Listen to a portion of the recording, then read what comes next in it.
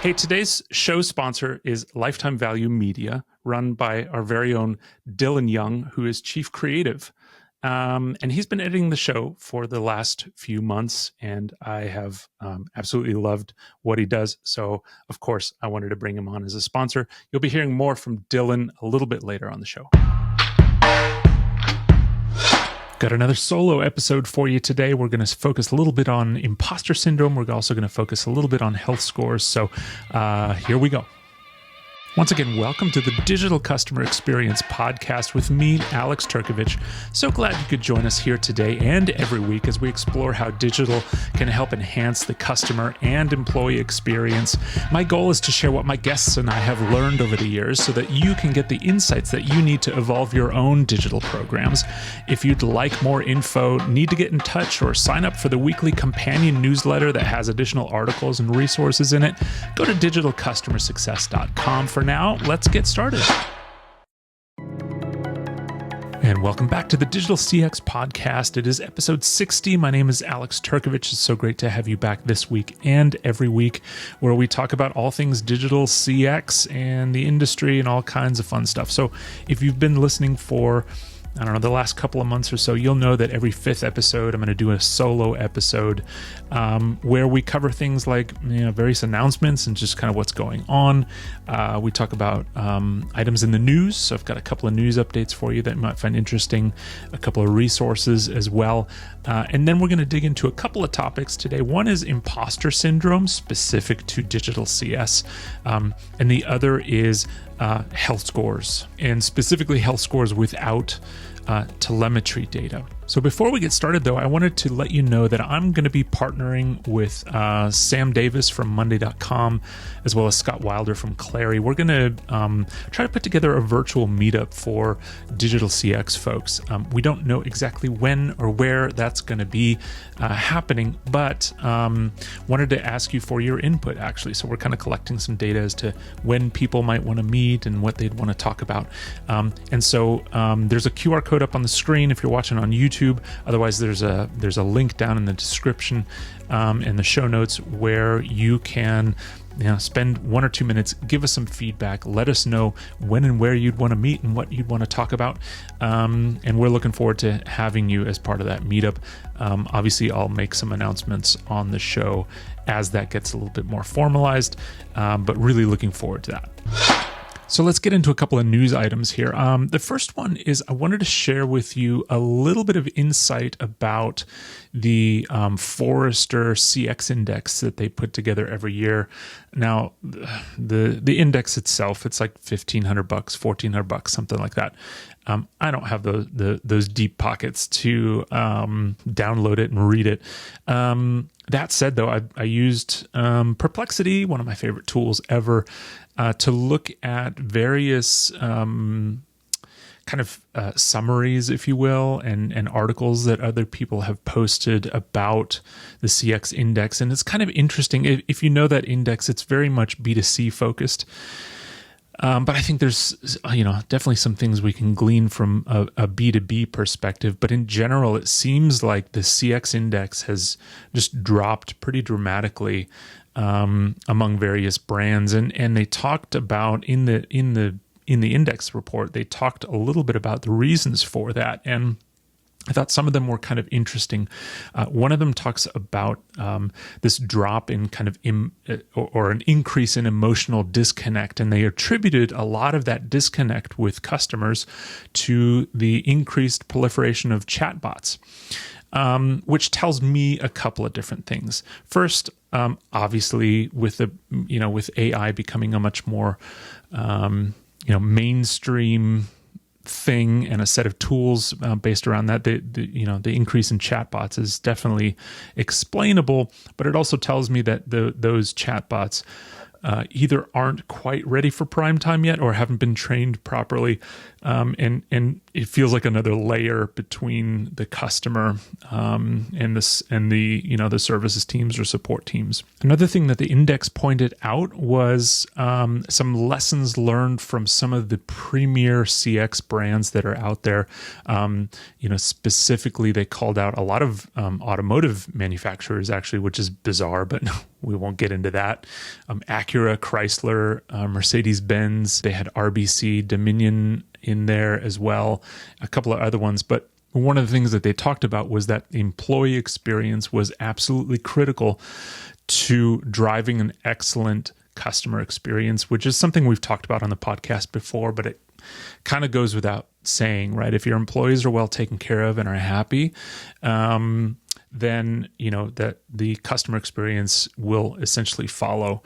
So a lot of what they really focused on in terms of the recommendations were, to really prioritize employee well-being, and they talked about making sure that if you're going to put a chatbot in place, make sure it's actually decent quality and provide some solid service and advice rather than just being an extra layer.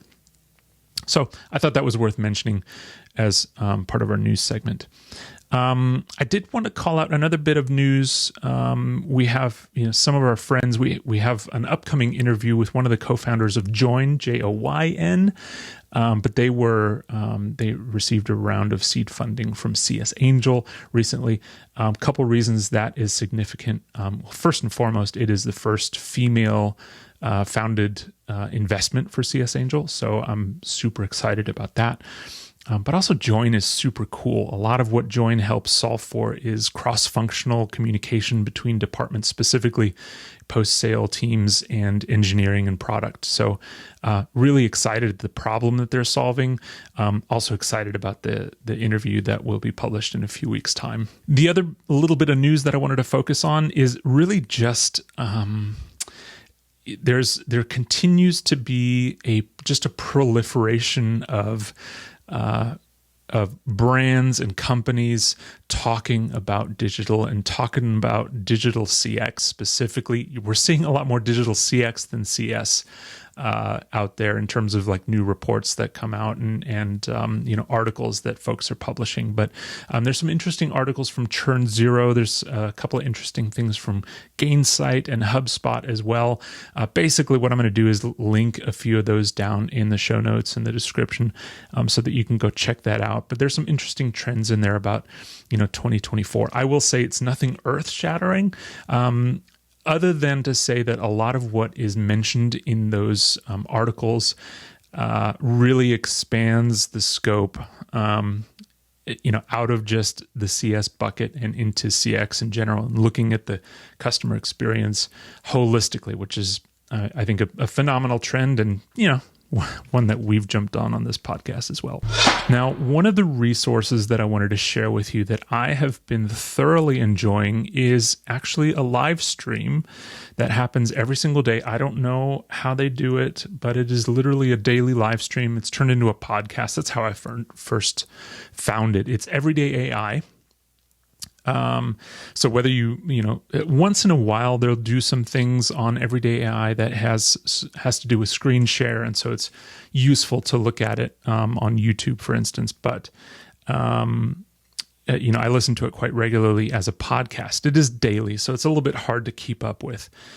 However, it is a nice combination of AI news. It's a great way to stay ahead of what's happening in artificial intelligence and what, various companies are coming out with and the latest models and pros and cons and all that kind of stuff. But there's also some amazing interviews on that show. For instance, recently there was a chief product officer from Google on and all those kinds of things. So I would highly recommend that you check out Everyday AI as if you needed one more thing to listen to. But, if you're one of those people that is really struggling to stay ahead of what's happening with artificial intelligence, I highly, highly recommend Everyday AI. It has kind of changed a lot of what I do on a daily basis. One of the recent episodes of the live stream, which I'll actually share down below, is one where they talked about various easy strategies to implement AI into your daily workflow. But that's just scratching the surface. So I'll stop rambling on it, but go check out Everyday AI. Hey everybody, just a quick break from today's show to introduce our sponsor for this episode, which is Lifetime Value Media. I've got Dylan Young, Chief Creative, with me. He's been helping me edit the show for the last couple of months or so, and it's been for me personally, it's been a massive time saver, and just having somebody who knows CS in my corner is absolutely great. But Dylan, do you want to tell us a little bit about Lifetime Value Media and what you're up to? Yeah, we started Lifetime Value Media to serve what I believe is a void in the space with refreshing, educational, humorous content.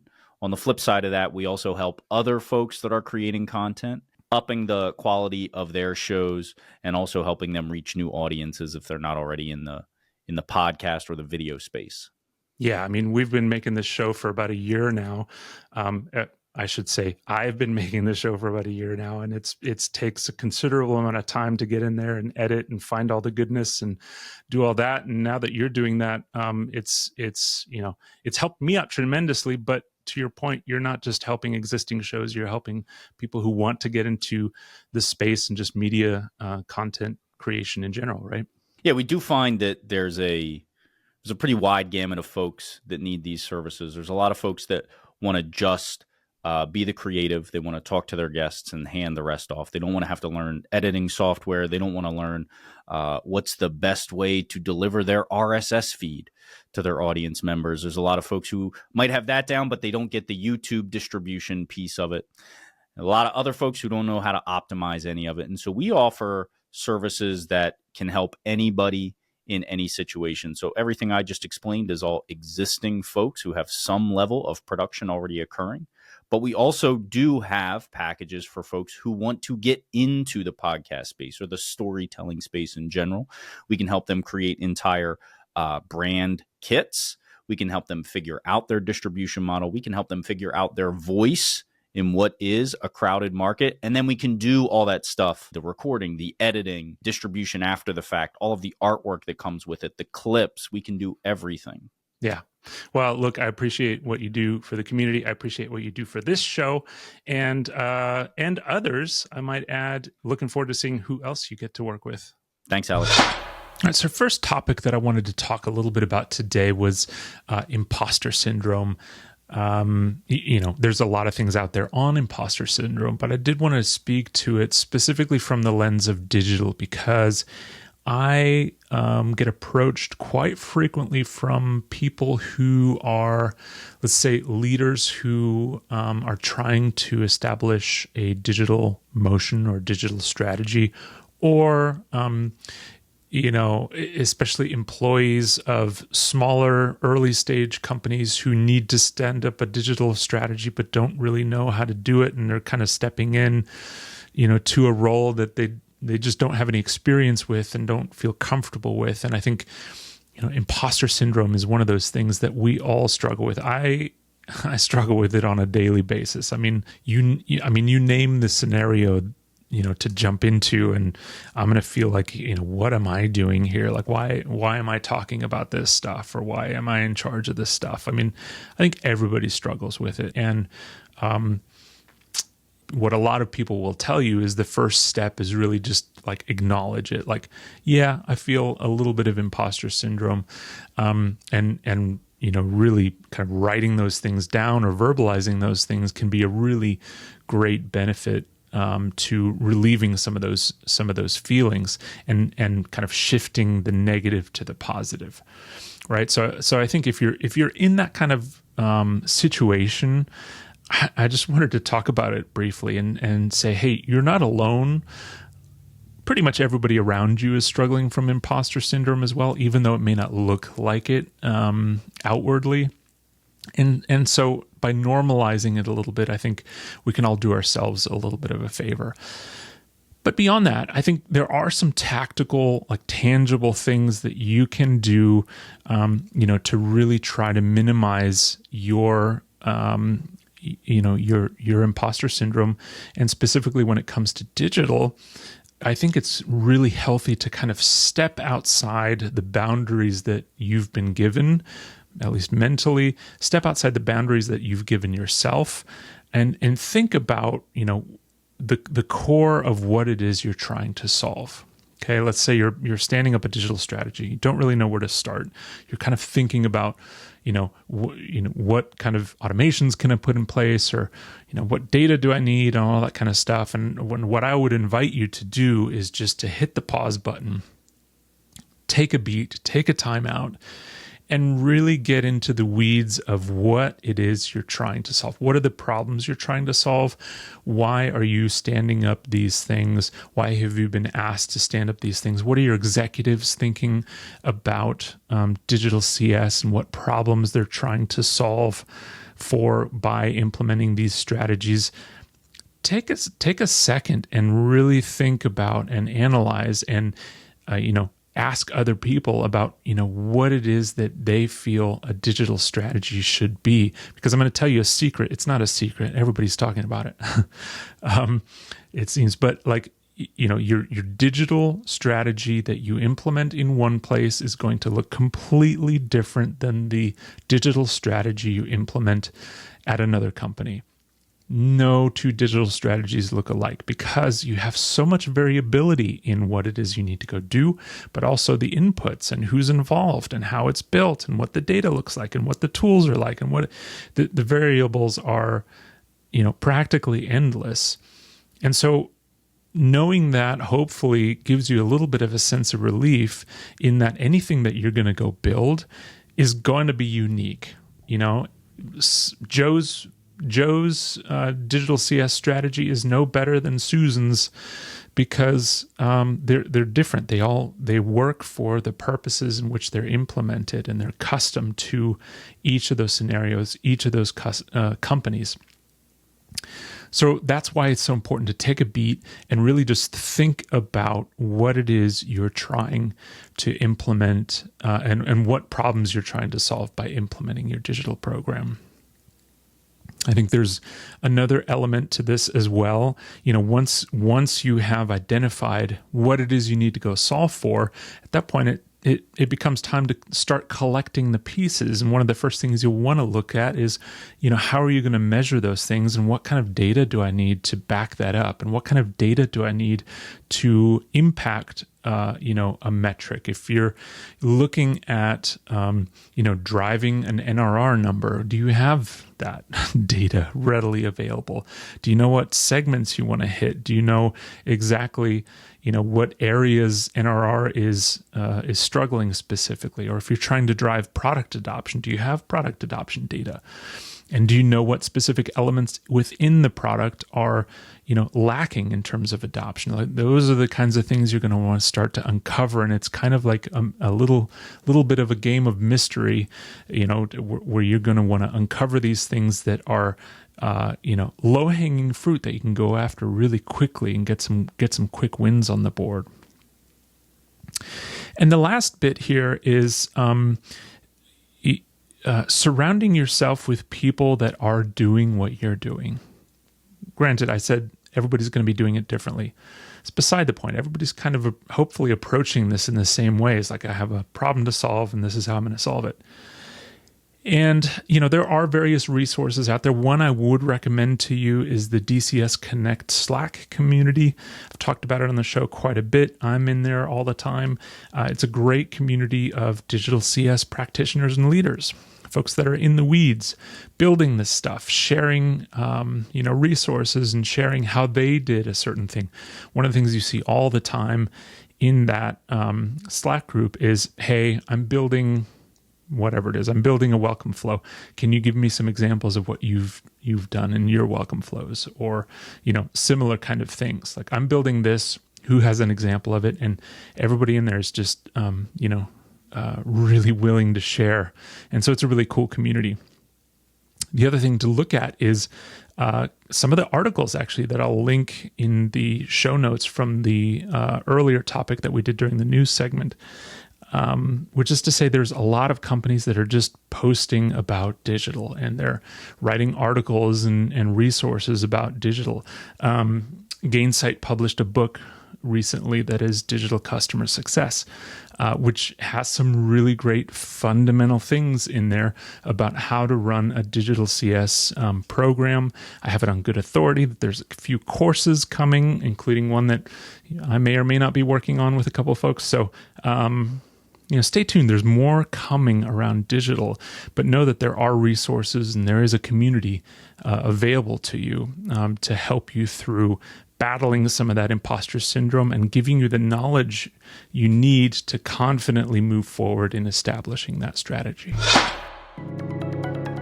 Hey, I want to have a brief chat with you about this show. Did you know that roughly 60% of listeners aren't actually subscribed to the show on whatever platform they're listening to it on? Now, as you know, algorithms love likes, follows, subscribes, comments, all of that kind of stuff. So if you get value out of the content, you listen regularly, and you want to help others to discover the content as well, please go ahead and follow the show, leave a comment, leave a review. Anything that you want to do there really helps us to grow organically as a show. And while you're at it, go sign up for the companion newsletter that goes out every week at digitalcustomersuccess.com. Now, back to the show. Next up is a topic that I actually posted about last week on LinkedIn that I wanted to share with you, all about measuring your customers' health without product telemetry. One of the things that I've struggled with a lot is that I currently operate in an environment where we serve primarily customers that have on-prem environments where we cannot see anything. Once in a while, we'll get some phone home data.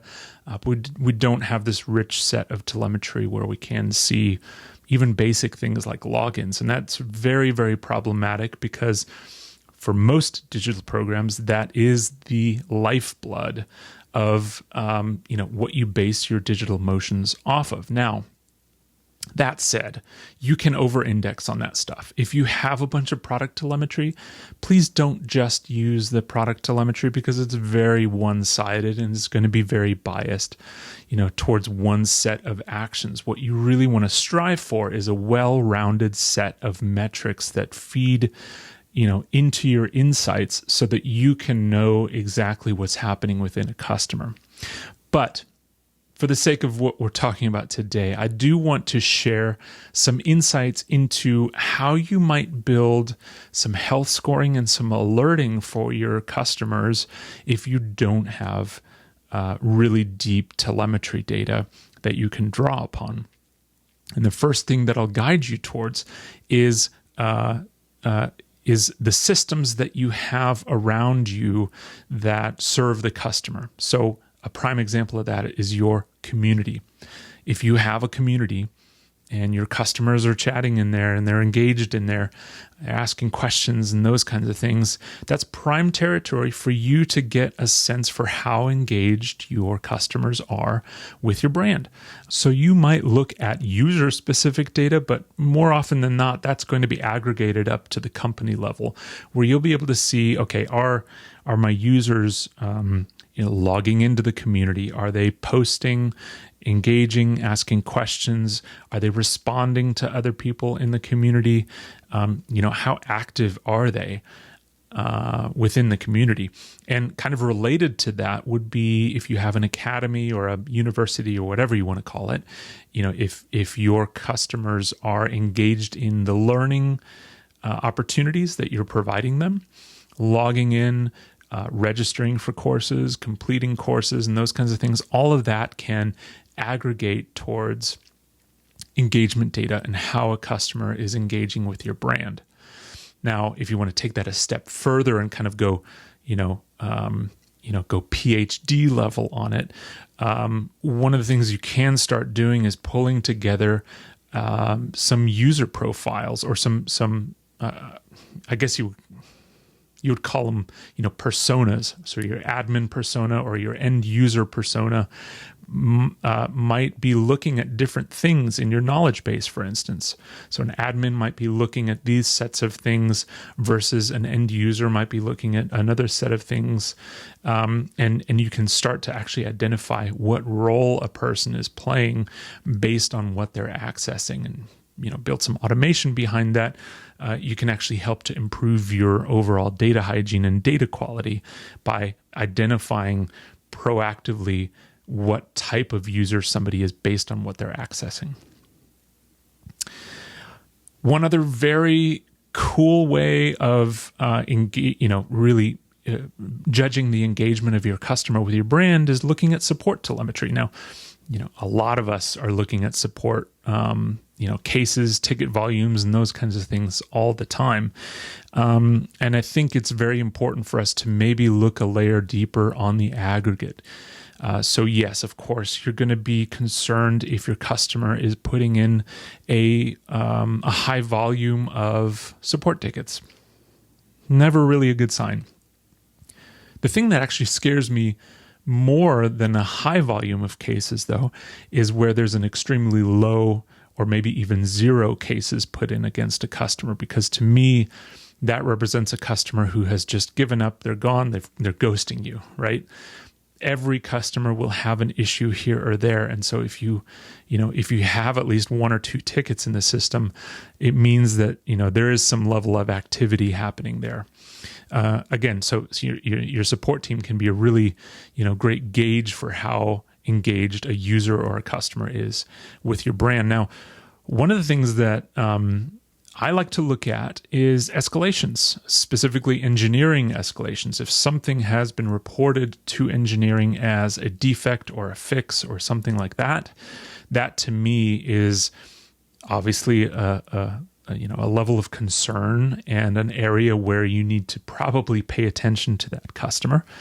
But to take that a layer deeper, one thing to look at is the ratio of engineering escalations to overall tickets. Because if that ratio is a high one, in other words, a high percentage of the tickets that they put in are escalated to engineering, to me, that sets off all kinds of alarm bells versus, one or two with a relatively high ticket count is not going to be as critical. And so you can start to build kind of levels of risk depending on that ratio specifically. One other area to look at is event attendance. Are your customers attending the webinars that are being put on by the brand? Maybe you have some virtual summits or actual in-person summits, since those are happening again. But are your customers attending those? Are they, active in them? Customer advisory boards is also another great place to look at and really to gauge where your champions and your executives are engaging with your brand. If your customer has an assigned CSM, another thing I like to look at is how often they're engaging with that CSM. And so we'll look at how often they're having meetings or QBRs or calls with the CSM. And the longer the time period is between those calls, the redder the score becomes. I typically like to use a quarter as a gauge. So if you're not hearing from your customer or your CSM is not engaged with the customer for an entire quarter, to me that's a little bit problematic, and so that's where the score is really going to tank. Versus if you have a monthly kind of healthy engagement, even just exchanging emails and messages, I think that's becomes a lot healthier of an engagement than one where there isn't any engagement. Lastly, one of the things that I like to look at is champions or executives who have moved on. People change careers, people change companies, people change roles all the time, right? It's a well-known problem and one that I think we all deal with a lot in customer success and post-sale and even sales struggles with this. Because if your champion leaves, then all of a sudden you're back into rapport building mode. You're back into selling mode. You're back to that area where you need to spend some time getting to know the new points of contact and those kinds of things and making sure that they understand the value of your product. It resets a lot of stuff. And so, my guidance to folks who are establishing these kinds of scorecards is if you know of a champion or an executive that has changed, that account immediately goes to red, like red, all hands on deck. Let's pay some attention to this account. Let's engage this account, make sure they're feeling the love. And then over time that can gradually move out of red. As to how to gauge whether those champions and executives have left, there are some cool tools that you can use to do that. One that comes to mind that is also quite active brand in the CS community is Champify, who will actually help you track champions to other companies, which I think is a really cool opportunity for CSQL, for instance. However, the use cases there, if a champion or if an executive leaves, you can flag those things via a tool like Champify. 9 times out of 10, though, you're not going to have a tool like that, right? So it becomes an exercise of manually tracking those things. And again, the more you can engage with a customer that way and really find out what's happening within the customer, the better. So, those are a few tips that I have about, really building health scoring around, a customer where you don't have that kind of telemetry insight. I would love to hear from you if you are using, other indicators and things like that in your health scores to gauge the engagement of your customers. So I think that about does it for this episode of the Digital CX podcast. I hope it's been useful for you. Please let me know in the comments and things like that.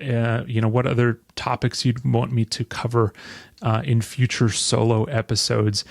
But I just love the feedback that I'm getting. One thing that I think what I've really loved hearing, especially with relation to the last solo episode, which was an AI primer for CSMs, is that a lot of leaders actually sent it out to their CSM teams as a way of driving artificial intelligence usage within the teams.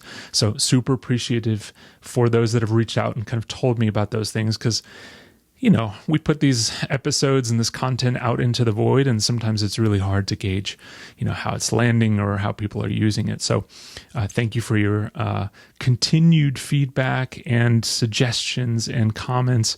They are super well appreciated. And as always, I've loved having you listen to the show. And if you've made it this far, make sure you're liking, subscribing, doing all that kind of algorithm stuff to help out the show.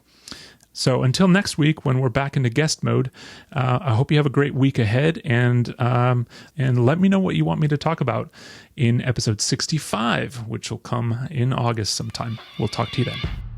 Thank you for joining me for this episode of the Digital CX Podcast. If you like what we're doing, consider leaving us a review on your podcast platform of choice. If you're watching on YouTube, leave a comment down below. It really helps us to grow and provide value to a broader audience, and get more information about the show and some of the other things that we're doing at digitalcustomersuccess.com. I'm Alex Turkovich. Thanks so much for listening. We'll talk to you next week. What's up, guys? It's Dylan here. I hope you enjoyed this show. If you're running a podcast and you need some help, or you're interested in starting one from scratch, give us a shout and let's talk about how it is we can help you. Reach out to us at lifetimevaluemedia.com and let's get started.